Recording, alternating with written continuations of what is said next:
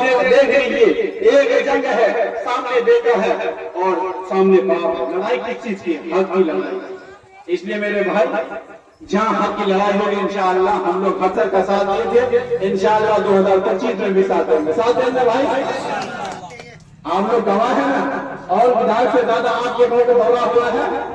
शिकायत तो नहीं आते हैं, हमेशा आते हैं, हर वक्त आते हैं, हर मोड़ पर आते हैं। इंशाअल्लाह आते रहेंगे और भी हमारा। कितने सड़कों का शिलान्यास हुआ?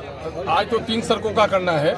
यहाँ छोटी सी सड़क थी लेकिन उसकी शिलान्यास किया हूँ। असल यहाँ के नौजवानों की ख्वाहिश थी कि मैं यहाँ उनसे मुलाकात करूँ, यही वजह है कि मैं यहाँ आया। और इस वक्त मैं अपने तरक्याती काम के साथ साथ 2 चीज़ों के बारे में लोगों को बेदार कर रहा हूँ। SIR के ताल्लुक से जिनका नाम अभी तक वो छूट गया है या किसी वजह से किसी के नाम में डॉक्यूमेंटेशन नहीं हुआ, वो काम कराएं। और दूसरा मामला ये है कि राजस्व महाअभियान जो भी चल रहा है, राजस्व महाअभियान के तहत लोग अपने अपने कागजात ज़मीन के हैं। ये बड़ा मौका आया है, गोया सरकार ने हम लोग की बात मानी है और सरकार को एहसास हुआ है कि पिछले दिनों में ऑनलाइन सिस्टम के जरिए से इनके कारिंदों ने बड़ी गलती की है। इसलिए सुधार के लिए दरवाजे आ रहा है। इसलिए मैं कहता हूँ मुखिया जी, पंचायत के हमारे दूसरे नुमाइंदगान, पढ़े लिखे लोग उठें और अपने गाँव के गरीब अनपढ़ लोगों के ज़मीन के जो कागजात में खराबी है और सही तौर पर जो बेची गई है, जो खरीदी गई है, उसका सही इंदराज कराएं ताकि कम से कम बलों के लूट से बच पाए आप। सरकारी दफ्तर हर जगह मुतासिर है। 4 सालों में जो काम हुआ है आपका, इसकी कोई नजीर पिछले 50 सालों में आप पेश नहीं कर सकते। मैं नहीं कहता 5 आदमी को लीजिए और खुदा को गवाह बनाकर भेजिए कि तुम जाओ सिरसी से लेकर नामनगर तक, फकीरटोली से लेकर गंगाबाई तक, उत्तर से दक्षिण, पूर्व से पश्चिम। अगर कोई मुनाफिक चुप रहेगा तो चुप रहेगा, लेकिन कंकर पत्थर भोर उठेगा क्या ईमान ने हम और वैसा को संवारा है।